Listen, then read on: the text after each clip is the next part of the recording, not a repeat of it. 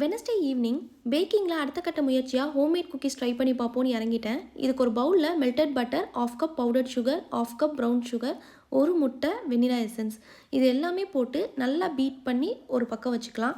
இப்போ இன்னொரு பக்கம் 1/2 கப் மைதா மாவு, கொஞ்சம் உப்பு, கொஞ்சம் பேக்கிங் சோடா இது எல்லாமே போட்டு நம்ம ஆல்ரெடி மிக்ஸ் பண்ணி வச்சுருக்க பேட்டரில் ஜலிச்சு சேர்த்துட்டு கொஞ்சம் டைட்டாக மிக்ஸ் பண்ணிக்கணும்.